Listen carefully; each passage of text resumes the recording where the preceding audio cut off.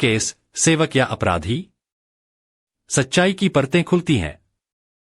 नमस्कार, मैं हूं सुदर्शन प्रसाद और आप देख रहे हैं यीशु मसीह यूट्यूब, जहां हम खबर को सिर्फ सुनाते नहीं, उसे आत्मा से समझते हैं। आज की रिपोर्ट भारत ही नहीं बल्कि वैश्विक मसीही समाज के लिए एक बड़ी हलचल बन चुकी है। पास्टर बजिंदर सिंह, चमत्कारों का चेहरा, अब कैद। साल 2018। पंजाब की राजधानी चंडीगढ़ के पास की एक अदालत में एक मामला दर्ज होता है। आरोप बेहद गंभीर। एक महिला का दावा था कि मसीही प्रचारक बजिंदर सिंह ने उसके साथ बलात्कार किया। शुरुआत में यह केस मीडिया की मुख्य धारा से दूर रहा, लेकिन मसीही हलकों में खलबली मच गई। क्या यह एक बदनाम करने की साजिश थी या फिर एक कड़वा सच? सीन 2, सेवक का प्रोफाइल और लोकप्रियता। बजिंदर सिंह का नाम मसीही समाज में नया नहीं है।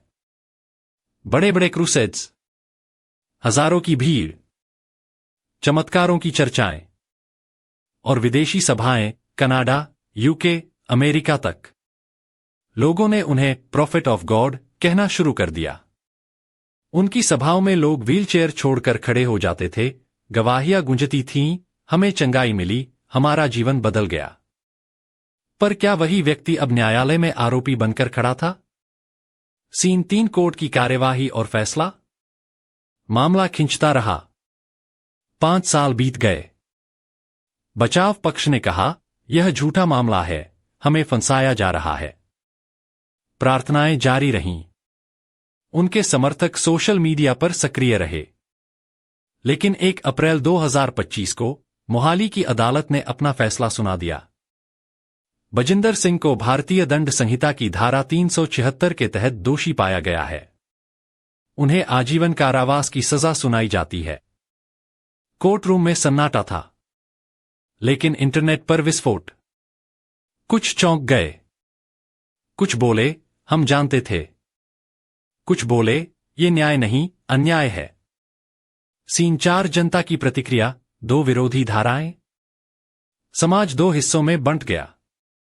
एक पक्ष बोला, यह एक राक्षस है जिसने मसीह के नाम पर पाप किया, इसे कोई माफी नहीं। दूसरा पक्ष बोला, हमारे सेवक को झूठे आरोपों में फंसाया गया है, ये ईर्ष्या और साजिश है। लेकिन क्या सच में हम इन दोनों में से किसी एक को चुन सकते हैं? सीन 5, बाइबल और आत्मिक दृष्टिकोण। बाइबल कहती है, जो बिना पाप के है वही पहले पत्थर मारे। क्या सेवकों से हम परम पवित्रता की उम्मीद करते हैं? हाँ। क्या वे इंसान हैं? हाँ। क्या पाप क्षमा हो सकता है? बिल्कुल। लेकिन न्याय का काम अदालत का है, आत्मा का उद्धार परमेश्वर का। सीन 6, बाइबल के उदाहरण, दोष, पश्चाताप और बहाली। दाऊद, जिसने न सिर्फ पाप किया बल्कि उसकी वजह से एक जीवन गया, फिर भी पश्चाताप से उसने परमेश्वर का दिल जीत लिया।